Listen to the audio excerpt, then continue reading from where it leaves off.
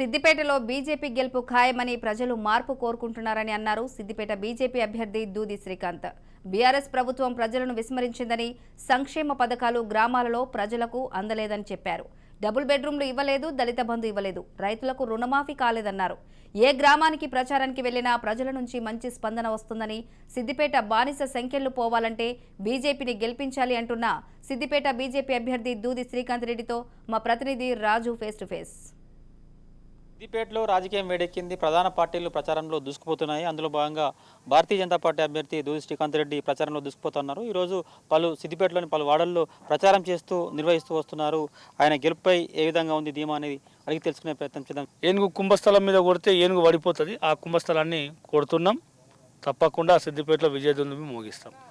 మీ manifesto ఏ విధంగా ఉండబోతుంది? ప్రజల్లో రెస్పాన్స్ ఏ విధంగా ఉంది? వాళ్ళు పూర్తిగా వాళ్ళ మేనిఫెస్టోకి సంబంధించి వాళ్ళ సంక్షేమ పథకాల మీద ఆధారపడ్డారు వాళ్ళ ప్రచారం అంతా కూడా. మీ ప్రచారం ఏ విధంగా ఉండబోతుంది ఈ విషయంలో?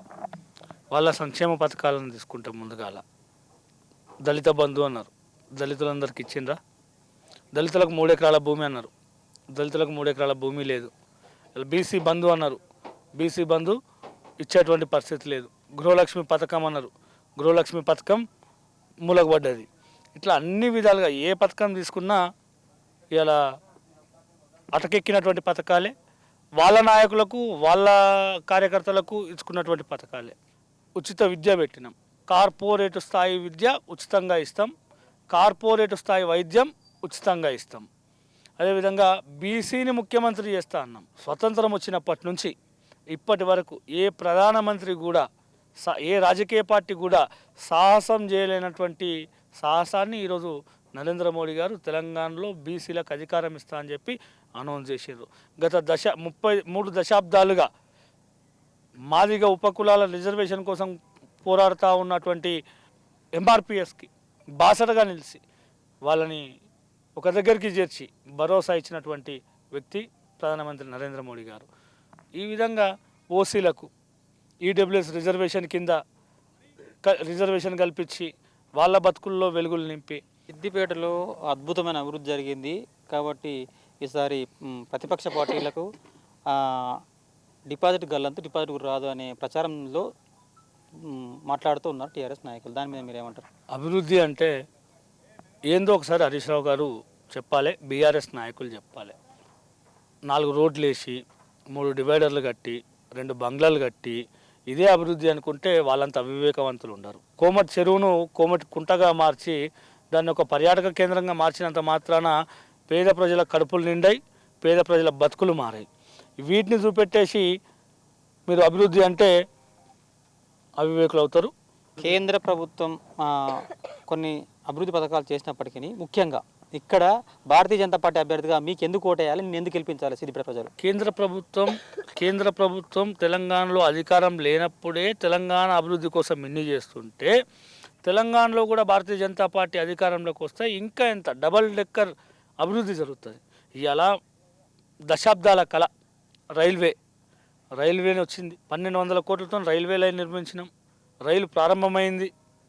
సిద్దిపేట చుట్టూ రహదారులు, అనేకమైనటువంటి రహదారులని ఈరోజు మెదక్ నుంచి ఎల్కతుర్తి అయితేనేమి, సిరిసిల్ల నుంచి భువనగిరి అయితేనేమి. సిద్దిపేట ప్రజలు మీకు వేస్తే ఓటు వేస్ట్ అవుతుందా, లేకపోతే ఖచ్చితంగా మీరు ఆ ప్రజలకు ఖచ్చితమైన హామీ ఏమైనా ఇస్తుర్రా?